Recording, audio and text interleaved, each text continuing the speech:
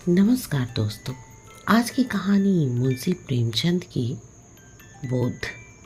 तो ये कहानी शुरू करते हैं। पंडित चंद्रधर ने अपर प्राइमरी में मुंदरिशी तो कर ली थी, किंतु सदा पछताया करते थे कि कहाँ से इस जंजाल में आप फंसे। यदि किसी अन्य विभाग में नौकर होते तो अब तक हाथ में 4 पैसे होते, आराम से जीवन व्यतीत होता। यहाँ तो महीने भर प्रतीक्षा करने के पीछे कहीं 15 रुपए देखने को मिलते हैं, वो भी इधर आए उधर गायब। न खाने का सुख, पहनने का आराम, हमसे तो मजूर ही भले। पंडित जी के पड़ोस में 2 महाशय और रहते थे। एक ठाकुर अतिबल सिंह, वो थाने में हेड कांस्टेबल थे। दूसरे मुंशी बैजनाथ, वह तहसील में स्याहे नवीस थे। इन दोनों आदमियों का वेतन पंडित जी से कुछ अधिक न था, तब भी उनकी चैन से गुजरती थी। संध्या को वो कचहरी से आते, बच्चों को पैसे और मिठाइयाँ देते। दोनों आदमियों के पास टहल हुए थे। घर में कुर्सियाँ, मेजें, फर्श आदि सामग्रियाँ मौजूद थी। ठाकुर साहब शाम को आराम कुर्सी पर लेट जाते और खुशबूदार खमीरा पीते। मुंशी जी को शराब कबाब का व्यसन था। अपने सुसज्जित कमरे में बैठे हुए बोतल की बोतल साफ कर देते थे। जब कुछ नशा होता तो हारमोनियम बजाते। सारे मोहल्ले में रौब-दाब था। उन दोनों महाशयों को आता देखकर पनिये उठकर सलाम करते। उनके लिए बाजार में अलग भाव था। 4 पैसे सेर की चीज़ टके में लाते। लकड़ी ईंधन मुफ्त में मिलता। पंडित जी उनके इस ठाट बाट को देखकर कुढ़ते और अपने भाग्य को कोसते। वो लोग इतना भी न जानते थे कि पृथ्वी सूर्य का चक्कर लगाती है अथवा सूर्य पृथ्वी का। साधारण पहाड़ों का भी ज्ञान न था। इस पर भी ईश्वर ने उन्हें इतनी प्रभुता दे रखी थी। वो लोग पंडित जी पर बड़ी कृपा रखते थे। कभी सीर, आधा सीर दूध भेज देते और कभी थोड़ी सी तरकारियाँ। किंतु इनके बदले में पंडित जी को ठाकुर साहब की 2 और मुंशी जी के 3 लड़कों की निगरानी करनी पड़ती। ठाकुर साहब कहते, पंडित जी ये लड़के हर घड़ी खेला करते हैं, जरा इनकी खबर लेते रहिए। मुंशी जी कहते, ये लड़के आवारा हुए जाते हैं, जरा इनका ख्याल रखिए। यह बातें बड़ी अनुग्रहपूर्ण रीति से कही जाती थी, मानो पंडित जी उनके गुलाम हैं। पंडित जी को यह व्यवहार असह्य लगता था, किंतु इन लोगों को नाराज करने का साहस न कर सकते थे। उनकी बदौलत कभी कभी दूध दही के दर्शन हो जाते, कभी अचार चटनी चख लेते। केवल इतना ही नहीं, बाजार से चीज़ें भी सस्ती लाते। इसलिए बेचारे इस अनीति को विष की बूंद के समान पीते। इस दुरावस्था से निकलने के लिए उन्होंने बड़े बड़े यत्न किए थे। प्रार्थना पत्र लिखे, अफसरों की खुशामदी की, पर आशा न पूरी हुई। अंत में हार कर बैठ रहे। हाँ, इतना था कि अपने काम में त्रुटि न होने देते। ठीक समय पर जाते, देर करके आते, मन लगाकर पढ़ाते। इससे उनके अफसर लोग खुश थे। साल में कुछ इनाम देते और वेतन वृद्धि का जब कभी अवसर आता उनका विशेष ध्यान रखते। परंतु इस विभाग में वेतन वृद्धि ऊसर की खेती है, बड़े भाग्य से हाथ लगती है। बस्ती के लोग उनसे संतुष्ट थे। लड़कों की संख्या बढ़ गई थी और पाठशाला के लड़के तो उन पर जान देते थे। कोई उनसे घर आकर पानी भर देता, कोई उनकी बकरी के लिए पत्ती तोड़ लाता। पंडित जी इसी में बहुत खुश थे। एक बार सावन के महीने में मुंशी बैजनाथ और ठाकुर अतिबल सिंह ने श्री अयोध्या जी की यात्रा की सलाह की। दूर की यात्रा थी, हफ्तों पहले से तैयारियां होने लगी। बरसात के दिन थे, सब परिवार जाने में अड़चन थी, किंतु स्त्रियां किसी भांति न मानती थी। अंत में विवश होकर दोनों महाशयों ने एक सप्ताह की छुट्टी ली और अयोध्या जी चले। पंडित जी को भी साथ चलने के लिए बाध्य किया। ठेले मेले में एक फालतू आदमी से बड़े काम निकलते हैं। पंडित जी असमंजस में पड़े, परंतु जब उन लोगों ने उनका व्यय देना स्वीकार किया तो इनकार न कर सके। और अयोध्या जी की यात्रा का ऐसा सुअवसर पाकर कोई रुक सकता है भला। बिल्हौर से 1 बजे रात को गाड़ी छूटती थी। ये लोग खा पी कर स्टेशन पर आ बैठे। जिस समय गाड़ी आई, चारों ओर भगदड़ सी पड़ गई। हजारों यात्री जा रहे थे। उस उतावली में मुंशी जी पहले निकल गए। पंडित जी और ठाकुर साहब साथ थे, एक कमरे में बैठे। इस आफत में कौन किसका रास्ता देखता है। गाड़ियों में जगह की बड़ी कमी थी, परंतु जिस कमरे में ठाकुर साहब थे उसमें केवल 4 मनुष्य थे। वे सब लेटे हुए थे। ठाकुर साहब चाहते थे कि वो उठ जाएं तो जगह निकल आए। उन्होंने एक मनुष्य से डांट कर कहा, उठ बैठो जी, देखते नहीं हम लोग खड़े हैं। मुसाफिर लेटे लेटे बोला, क्यों उठ बैठे जी, कुछ तुम्हारे बैठने का ठेका लिया है? ठाकुर, क्या हमने किराया नहीं दिया है? मुसाफिर, जिसे किराया दिया हो उसे जाकर जगह मांगो। जरा होश की बात करो, इस डिब्बे में 10 यात्रियों की आज्ञा है। मुसाफिर, ये थाना नहीं है, जरा जबान संभाल कर बात कीजिए। ठाकुर, तुम कौन हो जी? हम वही हैं जिस पर आपने खुफिया फरोशी का अपराध लगाया था, जिसके द्वार से आप नगद 25 रुपए लेकर टले थे। ठाकुर, आहा, अब पहचाना, परंतु मैंने तो तुम्हारे साथ रियायत की थी। चालान कर देता तो तुम सजा पा जाते। मुसाफिर, और मैंने भी तो तुम्हारे साथ रियायत की गाड़ी में खड़ा रहने दिया। ढकेल देता तो तुम नीचे चले जाते और तुम्हारी हड्डी पसली का पता न लगता। इतने में दूसरा लेटा हुआ यात्री जोर से ठिठ्ठा मारकर हंसा और बोला, क्यों दरोगा साहब, मुझे क्यों नहीं उठाते? ठाकुर साहब क्रोध से लाल हो रहे थे। सोचते थे अगर थाने में होते तो इनकी जुबान खींच लेते, पर इस समय पूरे फंसे थे। वो बलवान मनुष्य थे, पर ये दोनों मनुष्य भी कम हट्टे कट्टे नहीं थे। ठाकुर, संदूक नीचे रख दो, बस जगह हो जाए। दूसरा मुसाफिर बोला, और आप ही क्यों ना नीचे बैठ जाए, इसमें कौन सी हेठी हुई जाती है? वो थाना थोड़ी ही आपके रौब में कोई फर्क पड़ जाएगा। ठाकुर साहब ने उसकी ओर भी ध्यान से देखकर पूछा, क्या तुम्हें भी मुझसे कोई बैर है? जी हाँ, मैं तो आपके खून का प्यासा हूँ। मैंने तुम्हारा क्या बिगाड़ा, तुम्हारी तो सूरत भी नहीं देखी। दूसरा मुसाफिर, आपने मेरी सूरत न देखी होगी, पर मैंने आपकी देखी है। इसी कल के मेले में आपने मुझे डंडे लगाए। मैं चुपचाप तमाशा देख रहा था, पर आपने आकर मेरा कचूमर निकाल दिया। मैं चुपचाप रह गया, पर घाव दिल पर लगा हुआ है, आज उसकी दवा मिलेगी। ये कहकर उसने और भी पांव फैला दिए और क्रोधपूर्ण नेत्रों से देखने लगा।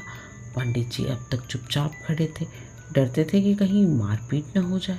अवसर पाकर ठाकुर साहब को समझाया।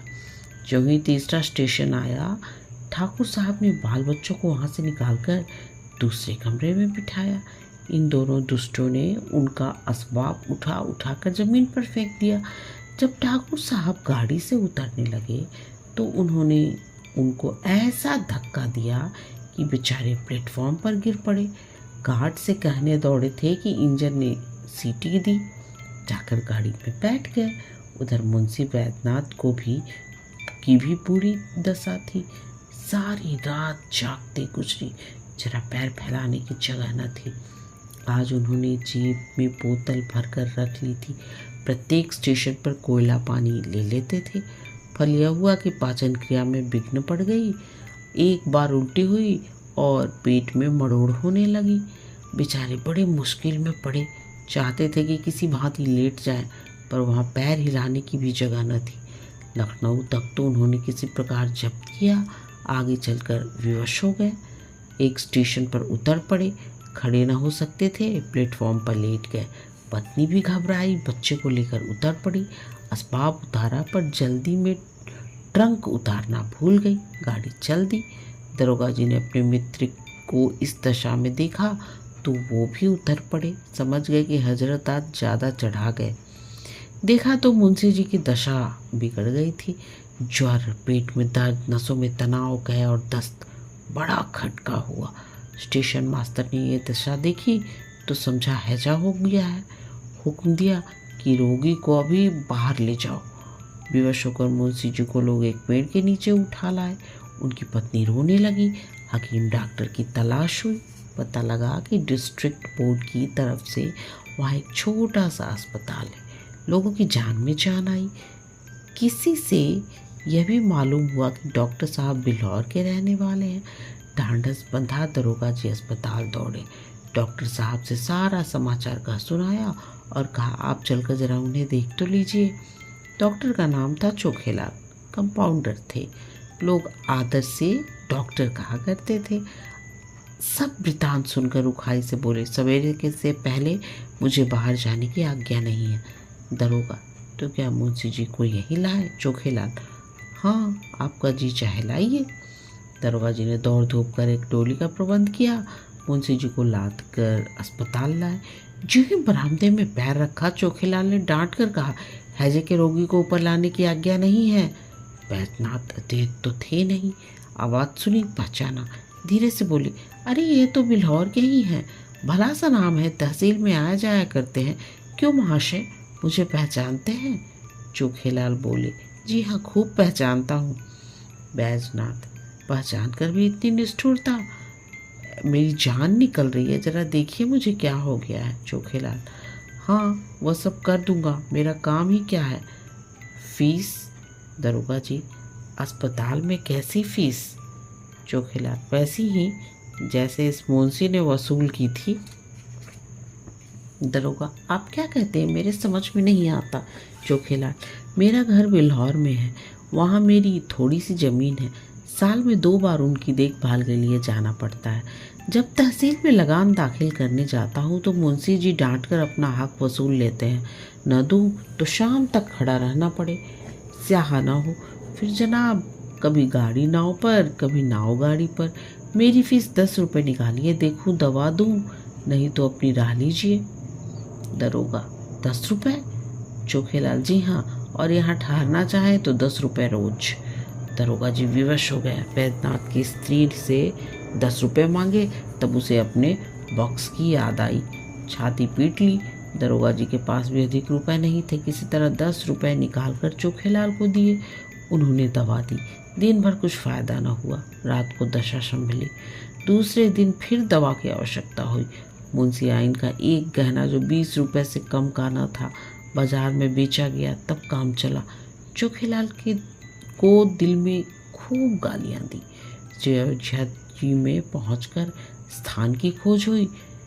पंडों से घर भरा था, पंडों का भी घर भरा था, कहीं जगह न थी। घर घर में आदमी भरे हुए थे। सारी बस्ती छान मारी पर कहीं ठिकाना न मिला। अंत में यह निश्चय हुआ कि किसी पेड़ के नीचे डेरा जमाना चाहिए, किंतु जिस पेड़ के नीचे जाते थे वहीं यात्री पड़े मिलते। सिवाय खुले मैदान के रेत पर पड़े रहने के कोई उपाय न था। एक स्वच्छ स्थान देखकर बिस्तरे बिछाए और लेटे। इतने में बादल घिराए, बूंदे गिरने लगे, बिजली चमकने लगी। गरज से कान के पर्दे फटे जाते थे। लड़के रोते थे, स्त्रियों के कलीजे काँप रहे थे। अब यह ठहरना दुस्सह था, पर जाए कहाँ? अकस्मात एक मनुष्य नदी की तरफ से लालटेन लिए आता दिखाई दिया। वो निकट पहुंचा तो पंडित जी ने उसे देखा। आकृति कुछ पहचानी हुई मालूम हुई, किंतु ये विचार न आया कि कहाँ देखा है। पास जाकर बोले क्यों भाई साहब, यहाँ यात्रियों के रहने की जगह न मिलेगी? वो मनुष्य रुक गया। पंडित जी की ओर ध्यान से देखकर बोला आप पंडित चंद्रधर तो नहीं हैं? पंडित प्रसन्न होकर बोले जी हाँ, आप मुझे कैसे जानते हैं? उस मनुष्य ने सादर पंडित जी के चरण छुए और बोला मैं आपका पुराना शिष्य हूँ। मेरा नाम कृपाशंकर है। मेरे पिता कुछ दिनों बिल्हौर के डाक मुंशी रहे थे। उन्हीं दिनों मैं आपकी सेवा में पढ़ता था। पंडित जी की स्मृति जागी। बोले ओहो, तुम ही हो कृपाशंकर। तब तो तुम दुबले पतले लड़के थे, कोई 8-9 साल हुए होंगे। कृपाशंकर जी हाँ, 9वां साल है। मैंने वहाँ से आकर एंट्रेंस पास किया। अब यहाँ म्यूनिसिपैलिटी में नौकर हूँ। कहिए, आप तो अच्छी तरह रहे। सौभाग्य था कि आपके दर्शन हो गए। पंडित जी, मुझे भी तुमसे मिलकर बड़ा आनंद हुआ। तुम्हारे पिता अब कहाँ हैं? कृपाशंकर ने कहा उनका तो देहांत हो गया। माता जी हैं। आप यहाँ कब आए? पंडित जी, आज ही आया हूँ। पंडों के घर जगह न मिली, विवश हो यही रात काटने की ठहरी। कृपाशंकर, बाल बच्चे भी साथ हैं? पंडित जी बोले, नहीं, मैं तो अकेला ही आया हूँ, पर मेरे साथ दरोगा जी और सिपाहीन साहब हैं, उनके बाल बच्चे भी हैं। कृपाशंकर, कुल कितने मनुष्य होंगे? पंडित जी, हैं तो 10, किंतु थोड़ी सी जगह में निर्वाह कर लेंगे। कृपाशंकर, नहीं साहब, बहुत सी जगह लीजिए, मेरा मकान खाली पड़ा है, चलिए आराम से 1-2 दिन रहिए। मेरा परम सौभाग्य है कि आपकी कुछ सेवा करने का अवसर मिला। कृपाशंकर ने कुली बुलाए, असबाब उठवाया और सबको अपने मकान पर ले गए। साफ सुथरा घर था। नौकर ने चटपट चारपाइयाँ बिछा दी। घर में पूड़ियाँ पकने लगी। कृपाशंकर हाथ बांधे सेवक की भांति दौड़ा रहा। हृदयोल्लास से उनका मुख कमल चमक रहा था। उनकी विनय और नम्रता ने सबको मुग्ध कर दिया और सब लोग तो खा पी कर सोए, किंतु पंडित चंद्रधर को नींद नहीं आई। उनकी विचार शक्ति इस यात्रा की घटनाओं का उल्लेख कर रही थी। रेलगाड़ी की रगड़ झगड़ और चिकित्सालय की नोच खसोट के सम्मुख कृपाशंकर की सहृदयता और शालीनता प्रकाशमय दिखाई देती थी। पंडित जी ने आज शिक्षक का गौरव समझा। उन्हें आज इस पद की महानता ज्ञात हुई। ये लोग 3 दिन अयोध्या रहे, किसी बात का कष्ट न हुआ। कृपाशंकर ने उन्हें धाम का दर्शन कराया। तीसरे दिन जब लोग चलने लगे तो वह स्टेशन पर पहुंचाने आया। जब गाड़ी ने सीटी दी तो उसने सजल नेत्रों से पंडित जी के चरण छुए और बोला, कभी कभी सेवक को याद करते रहिएगा। पंडित जी घर पहुँचे तो उनके स्वभाव में बड़ा परिवर्तन हो गया था। उन्होंने फिर किसी दूसरे विभाग में जाने की चेष्टा नहीं की। कहानी समाप्त। अपना कीमती समय देने और कहानी सुनने के लिए आप सबका बहुत बहुत धन्यवाद।